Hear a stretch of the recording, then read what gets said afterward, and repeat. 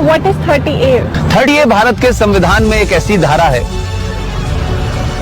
ये धारा ये कहती है कि हिंदू अपने धर्म की शिक्षा नहीं दे सकता, अपने कॉलेज में नहीं दे सकता, प्राइवेट कॉलेज में नहीं दे सकता, इसके लिए कॉलेज नहीं बना सकता, और जो सरकार के जो कॉलेजेस हैं उसमें नहीं दी जा सकती।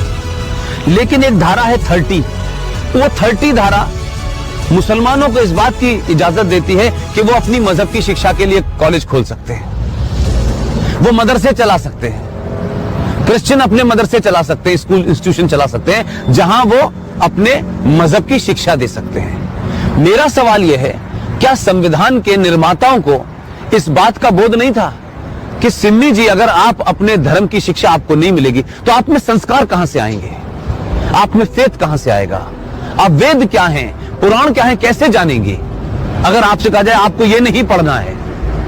और भारत में एक ऐसी सिविलाइजेशन जिसके 5000 साल का जो रिटन डॉक्यूमेंटेशन है, उसमें भारत का कोई भी आप दौर देख लें, कभी भारत की सनातन संस्कृति के मानने वालों ने दुनिया के किसी देश पे हमला नहीं किया।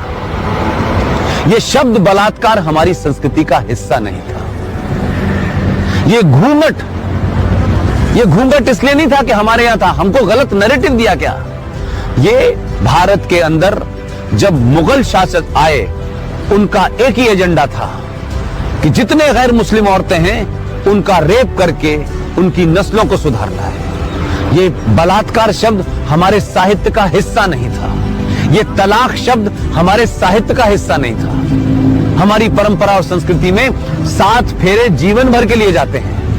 इस्लाम में शादी is a contract between 2 people, it's a business. आपने शादी मुझसे की और शादी करने के कुछ दिन के बाद आपको लगा कि मैं रहना नहीं चाहती, तो बिजनेस कॉन्ट्रैक्ट है, आपने कॉन्ट्रैक्ट कैंसिल कर दिया। तो आर्टिकल 30A भारत के संविधान से हटना चाहिए। इस देश के 90 से 95 करोड़ हिंदुओं को उनका शास्त्र क्या कहता है, उनका वेद क्या कहता है, इसकी शिक्षा की इजाजत देनी चाहिए। और मंदिरों के ऊपर जो हिंदू पैसा चढ़ाते हैं, यह भी एक लॉ है जो नहीं पता देश को। भारत के जितने भी मंदिर हैं उस पे जो पैसा चढ़ता है वो सरकार के खजाने में चला जाता है। और भारत के मजारों के ऊपर जो पैसा चढ़ता है, जो गुरुद्वारों में पैसा चढ़ता है, वो सारा का सारा पैसा उस धर्म के मानने वालों के पास चला जाता है। सिर्फ भारत के हिंदुओं का पैसा जो आप अयप्पा पे चढ़ाती हैं, जो महाकाल पे चढ़ाती हैं, जो वैष्णो देवी पे चढ़ाती हैं, वो पैसा सरकार ले लेती है।